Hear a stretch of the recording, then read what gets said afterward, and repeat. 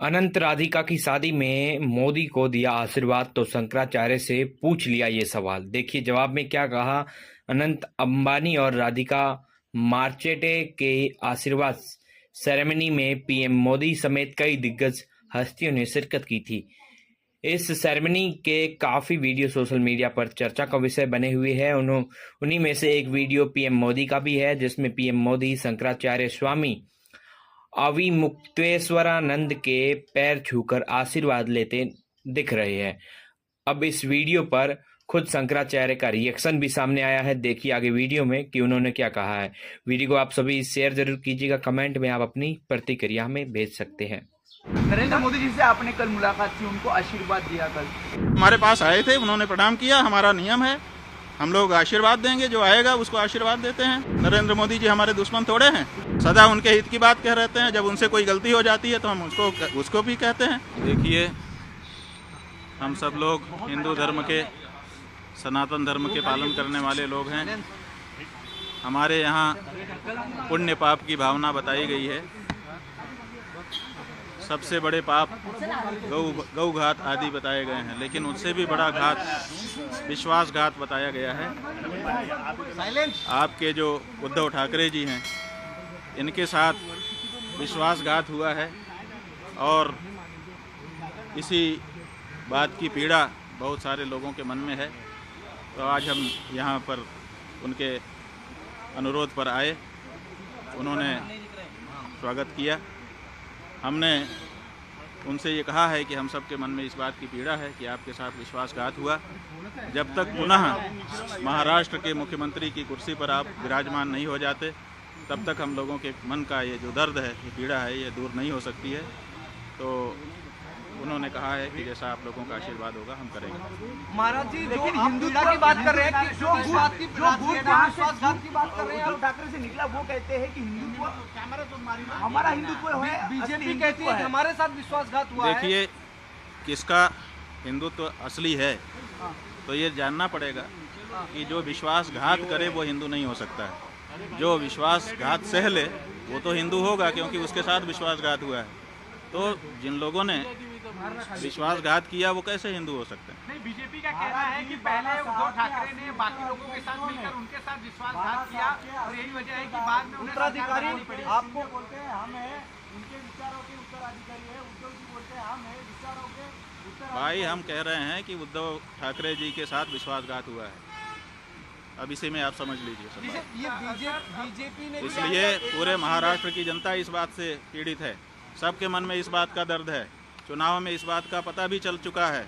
अब तो ये बात प्रमाणित हो चुकी है कि महाराष्ट्र की जनता इस बात को मानती है कि उद्धव ठाकरे जी के साथ विश्वासघात हुआ है और ये ठीक नहीं है। ये जनता का भी अनादर है। जनता जिसके लिए बहुमत देती है उसको उसके समय तक के लिए बनाए रखना चाहिए।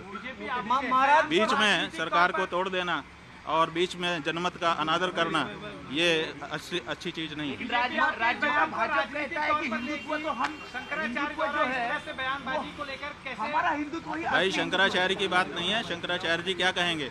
जो सच होगा तो वही तो कहेंगे। हमें राजनीति से लेना देना नहीं है, लेकिन विश्वासघात तो हमारे यहाँ पाप बताया गया है। ये तो धर्म का मामला है ना, पाप और पुण्य। और इस बारे में कौन बोलेगा? राजनेता बोलेगा। इस बारे में तो धर्माचारी ही बोलेगा। महाराज जी, जो पूजा हुई, ये हमारे यहाँ परंपरा है कि जब गुरुजन पधारते हैं तो उनकी पादुकाओं की पूजा की जाती है और उसी का विधि विधान के साथ पालन उद्धव ठाकरे जी ने सपरिवार किया। केदारनाथ मंदिर बन रहा है दिल्ली में, उस पर क्या कहना है? देखिए, प्रतीकात्मक केदारनाथ नहीं बन सकता है। हमारे यहाँ शिव पुराण में 12 ज्योतिर्लिंग का व्याख्यान किया गया है। बताया गया है कि 12 ज्योतिर्लिंग होते हैं। 12 ज्योतिर्लिंगों के जहाँ नाम बताए गए हैं वहीं पर उनका पता भी बता दिया गया है। और ये कहा गया है, जैसे सौराष्ट्रे सोमनाथम, पहले कहा सौराष्ट्र माने पता, उसके बाद कहा सोमनाथ।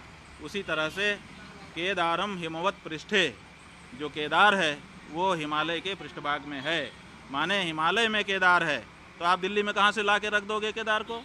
जब पता साफ साफ बताया गया है कि ये यहाँ लोकेटेड है, तो आप उसका लोकेशन क्यों बदलना चाहते हैं? क्यों जनता को भ्रम में डालना चाहते हैं? आप भगवान के 1000 नाम है, किसी नाम से स्थापना करके पूजा करिए, लेकिन केदारनाथ धाम दिल्ली में बनेगा, ये अनधिकार चेष्टा है और ये नहीं होना चाहिए। क्या इसके पीछे राजनीतिक वजह है? भाई बहुत सारी राजनीतिक वजहें हैं। हमारे सभी जो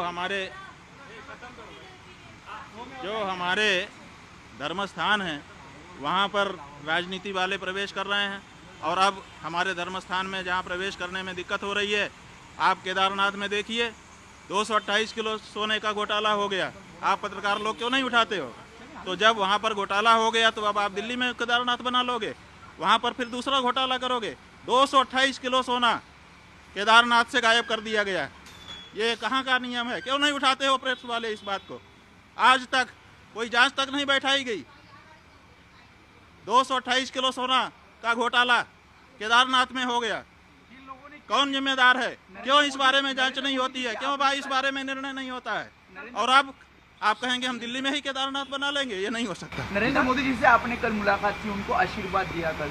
हाँ, वो हमारे पास आए थे, उन्होंने प्रणाम किया। हमारा नियम है, हम लोग आशीर्वाद देंगे, जो आएगा उसको आशीर्वाद देते हैं। नरेंद्र मोदी जी हमारे दुश्मन थोड़े हैं, हम उनके हितैषी हैं, सदा उनके हित की बात कह रहते हैं। जब उनसे कोई गलती हो जाती है तो हम उसको भी कहते हैं कि तुमसे ये गलती हो रही है। तो आपको लगता है वो हमारे दुश्मन नहीं है। उद्धव जी ने आपके जरिए बीजेपी के साथ वापसी को लेकर ऐसी कोई बातचीत? नहीं, हमारे जरिए हम कोई लाइजनर नहीं है। हमको श्रद्धा पूर्वक उन्होंने बुलाया था। हम, जैसा कि हमारा नियम है, श्रद्धा से बुलाने पर जाते हैं। हम आए, उन्होंने पादुका पूजन किया और अपनी जो उनकी अपनी बातें थी वो भी हमारे सामने रखी, हमने उनको सुन लिया। ये जो बात हम कह रहे हैं वो हम